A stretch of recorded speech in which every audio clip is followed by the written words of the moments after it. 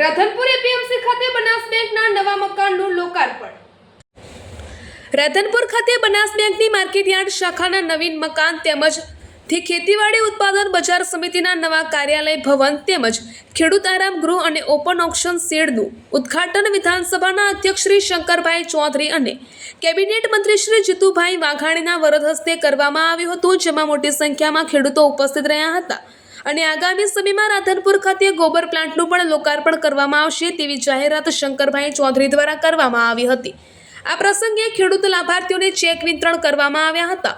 સરહદી વિસ્તાર એવા રાધનપુર ખાતે માર્કેટયાર્ડ ના આવતા ખેડૂતોને કોઈ પણ જાતની તકલીફ ન પડે તે માટે માર્કેટયાર્ડ ખાતે ₹1.25 કરોડના ખર્ચે ઓફિસ બિલ્ડિંગ તેમજ 7,91,000ના ખર્ચે ખેડૂત આરામ ગૃહ તેમજ ખેડૂતોનો મહામૂલો મોલ પલળે નહીં તે માટે ₹1.62 કરોડના ખર્ચે ઓપ્શન શેડનું પણ તેમજ બેન્કિંગ વ્યવહારો માટે ખેડૂતોને અન્ય જગ્યાએ જવું ન પડે તે માટે રાધનપુર માર્કેટ યાર્ડમાં જ બનાસ બેંકની નવીન શાખાનું ઉદ્ઘાટન વિધાનસભાના અધ્યક્ષ શ્રી શંકરભાઈ ચૌધરી અને કેબિનેટ મંત્રી શ્રી જીતુભાઈ વાઘાણીના વરદ હસ્તે આજે રાધનપુર એપીએમસી ખાતે કરવામાં આવ્યું હતું. આ પ્રસંગે વિધાનસભાના અધ્યક્ષ શ્રી શંકરભાઈ ચૌધરીએ જણાવ્યું હતું કે ખેડૂતોના હિતમાં કેન્દ્ર અને રાજ્ય સરકાર કામ કરી રહ્યું છે. સાથે સાથે જ સહકાર ક્ષેત્રે પણ સરકાર ખેડૂતોલક્ષી કામ કરી રહી છે. માઇક્રો ઇરિગેશન માટે ડ્રીપ અને સ્પ્રિંકલની સબસિડીમાં વધારો કરવાનો સરકારે નિર્ણય કર્યો છે, જે પાણીની અછતવાળા વિસ્તારો માટે આશીર્વાદરૂપ સમાન સાબિત થશે. તો રાધનપુરમાં પણ બનાસ ડેરી દ્વારા ગોબર ગેસ પ્લાન્ટ બનાવવાનો નિર્ણય બનાસ ડેરીએ કર્યો છે, જેથી ખેડૂતોને આર્થિક લાભ થશે. અસંભવને સંભવ બનાવવાનું કામ આ ધરતી પર સિંચાઈના પાણીથી નરેન્દ્રભાઈ મોદીના નેતૃત્વમાં થયું છે. મારે અભિનંદન આપવા પડે રાજ્ય સરકાર, માન્ય મુખ્યમંત્રી શ્રી ભૂપેન્દ્રભાઈ પટેલ અને માન્ય મંત્રી શ્રી કૃષિ મંત્રી જીતુભાઈ વાઘાણીજીને બંનેને કે એમણે માઇક્રો ઇરિગેશન માટે સબસિડીની અંદર ડ્રીપ અને સ્પ્રિંકલરમાં ખૂબ મોટો વધારો કરવાનો નિર્ણય કર્યો. ખાસ કરીને જ્યાં પાણીની અછત છે એ વિસ્તાર માટે આશીર્વાદરૂપ સાબિત થશે.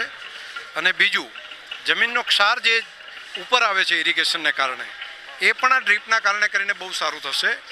ખર્ચમાં પણ, નિંદામણ જેવા ખર્ચમાં પણ ઘટાડો થશે અને આ કામ એક અભિનંદનીય કામ છે. ખેડૂતો માટે ખૂબ ઉપયોગી કામ છે.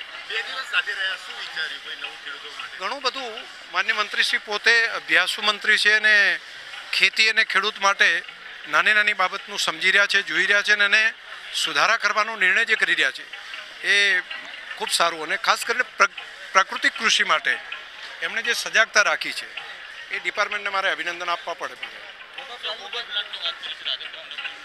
રાધનપુરની અંદર પણ એક નવો ગોબર ગેસનો પ્લાન્ટ એ બનાવવાનો નિર્ણય બનાસ ડેરીએ કર્યો છે. શાંતિ જે રાધનપુર માર્કેટ યાર્ડમાં શેર બનાવવામાં આવ્યો છે એટલે ખેડૂતો એનો માલ અંદર ઉતારે, વરસાદ આવે તો પલળે નહીં, મજૂર હેરાન ના થાય, ગરમીની સિઝન હોય તો પણ શાંતિથી એનો બધો વેપાર અને તોલ થઈ શકે. જે આ ખેડૂતોને મોટી રાહત થાય અને શાંતિથી ઉતારે એમણે હોવા માટે બનાવ્યું છે આરામગૃહ વત્તા બનાસ બેંકનું ઉદ્ઘાટન છે. તો પણ ખેડૂતને અને વેપારીને બનાસ બેંકમાં હોય તો બારે પૈસા લેવા માટે જવું ના પડે અને બધું છે એ બહુ સારામાં સારી સગવડ થઈ છે. શેડ વગર જે તકલીફ પડતી હતી, બારે માલ હોય અને વરસાદ ચાલુ થઈ જાય તો માલ ખૂબ બગડી જાય, ખેડૂતનોય બગડે અને લેનારનોય બગડે અને મોટા નુકસાન થતા હતા. એના માટે થઈને શેડ બનાવ્યો છે. ગુજરાતમાં અને ખાસ કરીને પાટણ જિલ્લામાં હજુ વાવેતર લાયક વરસાદ નથી પડ્યો, તે બાબતે તમારું શું કહેવું છે? ઈશ્વરને પ્રાર્થના કરીએ. આજે વરસાદની સિઝન છે અને ઈશ્વર એ સમગ્ર ધરા ઉપર મહેરબાની કરીને મેઘરાજા વરસે. આજે રાધનપુર મુકામે બેંકના નવા મકાનનું ઉદ્ઘાટન, યાર્ડના નવા કાર્યાલયનું ઉદ્ઘાટન, એક નવો ઓક્શન ખેડૂતો માટે એની ખેત પેદાશોનો કરી શકે એના માટે શેડનું ઉદ્ઘાટન અને લોકાર્પણ, સાથે સાથે ખેડૂતોના આરામગૃહ એમના લોકાર્પણ પ્રસંગે આજે શંકરભાઈ ચૌધરી માનનીય અધ્યક્ષશ્રી અને એશિયાની સૌથી મોટી ડેરી બનાસ ડેરીના ચેરમેન અને ધરતીપુત્ર કિસાન પુત્રની સાથે ગઈકાલથી જ અમારા લવિંગજી ધારાસભ્યશ્રી પણ આનંદપુરના છે, સમગ્ર વિસ્તારમાં ફરી રહ્યો છું. માનનીય મોદી સાહેબને આભારી સમગ્ર ઉત્તર ગુજરાતની ધરતી એ સુજલામ સુફલામ માં નર્મદાના નીર એ ફળફળ વહેતા થયા છે ત્યારે એ નવપલવિત ધરતી બની છે. અહીંયા અલગ અલગ પ્રકારે બાગાયત ક્ષેત્ર હોય, અલગ ખેત પેદાશ હોય, આંબા અને ખારેકનું પણ ખૂબ મોટા પ્રમાણમાં વાવેતર અહીંના ખેડૂતો એ કરી રહ્યા છે. રાજ્ય સરકારનો લાભ પણ મળી રહ્યો છે.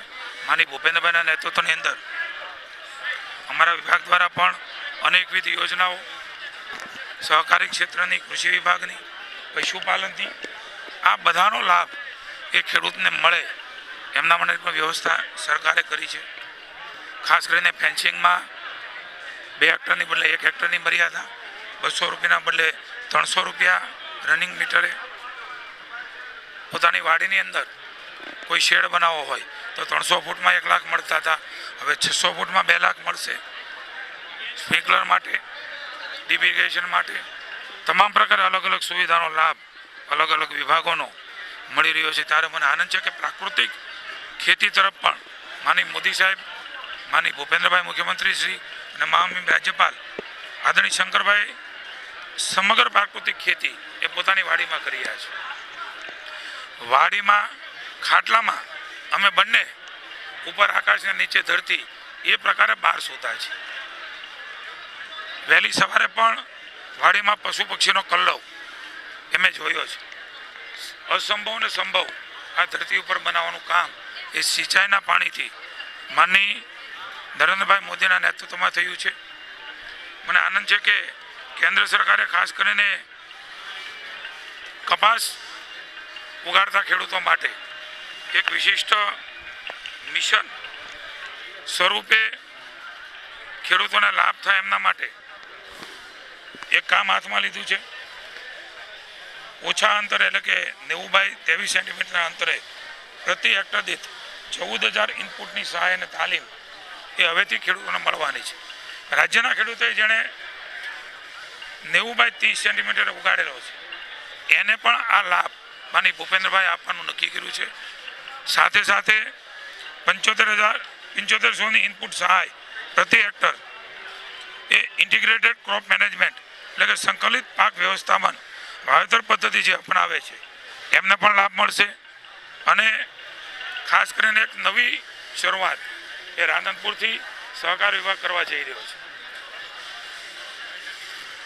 જે શેડ બની રહ્યો છે એ શેડ સોલારમાં બનાવવા માટે માનનીય મોદી સાહેબનું માર્ગદર્શન એ રાજ્યને અમને મળ્યું છે.